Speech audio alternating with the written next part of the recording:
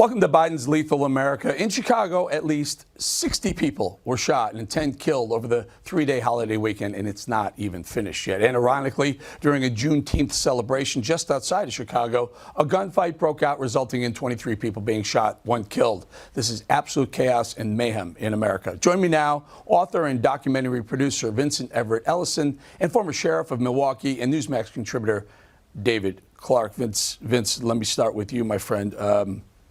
It's not getting any better. Not getting any better, even on Juneteenth of all days. 23 people shot in a celebration. Yeah. Well, this is what the Democrats want. I mean, they want chaos. This is how they win. This is why they want to defund the police. This is why they want to disarm those citizens that live down there. As long as they can keep chaos, as long as they can keep fear, they can keep control. Look, Juneteenth is a celebration of when black and white Republicans came down and freed black Southern slaves from the Democrat Party slave masters. And the Democratic Party, again, is trying to hijack and lie and deflect. The Democratic Party celebrating Juneteenth is like a Nazi celebrating Hanukkah. And then they have after all of these Union troops died, freeing them, they have the nerve to ask for reparations. Well, I say that if you want reparations, go to Gettysburg and look at the tombstones. Go to Vicksburg and look at the tombstones. Go to Shiloh and look at the tombstones. And it's good time for the Democrats to quit playing games, or it's time for the black community to kick the Democratic Party out of power. As I said before, they're an evil institution. Yep. Kick them out, and when you kick them out, you'll be fine, and you'll be able to have peace and prosperity. Sheriff David Clarke, also in New York in the last couple of days, another Good Samaritan was attacked, was hurt badly when he tried to step in and break up some subway attacks. And you got to see I don't know if you've seen the pictures, but he's slashed from the top of his head down to the side of his face.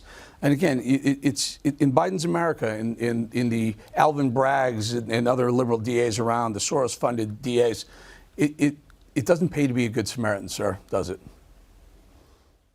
No, it doesn't. Not in this environment. Look, the kind of violence that we're seeing on an ongoing basis here in the United States is untenable in an industrialized nation like the United States. This is the kind of stuff you see in war-torn countries in Africa where you have tribal warfare going on a daily basis. Eric, even to me, I've seen a lot.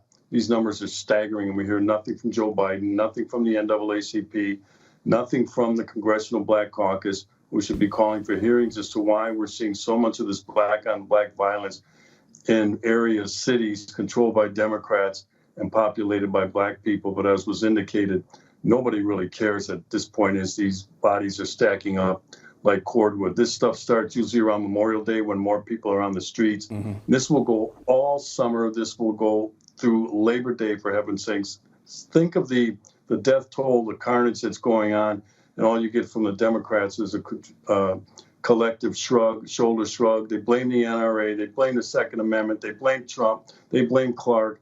They blame the Republicans, when really this violence is because of their policies, their failed policies, along with the fact that they've beaten down the police. The police are in retreat. So you're going to see this stuff continue to go on all summer. I think this is despicable. Yeah. Guys, I have 30 seconds each, and I really want you to stick to this because it's important. A Circle K employee was fired this week because she stopped. This has nothing to do with color. She stopped the young man coming in. He had 2 knives, 2 hunting knives. He went behind the cash register, stole cigarettes. She tried to stop him. He didn't. He walked out. The company fired her because they have a policy of not confronting thieves. Final thought, Vince, 30 seconds. Look, this is the America that Jim Crow, Jim Clyburn, and Maxine Muddy Waters want. They want the chaos. They want the looting. They want the mayhem. The Democratic Party is a destructive, evil institution. And until the black community comes to the conclusion that they do not need this party and that they're destructive, they'll never, ever, ever come from the bottom of America. 30 seconds to you, Sheriff Clarke. Basically, they've raised the white flag to the criminal element in these areas. These corporations ought to be ashamed of themselves. There should be a collective walkout by the employees after stuff like that happens. Yeah, can you imagine you stop a guy from stealing some of your stuff and the company fires you? Absolutely insane. The world's upside down, folks. Vince Everett Ellison, David Clarke, thank you both for being here, both. Thank you. My pleasure. All right, coming up, folks. So Bud Light's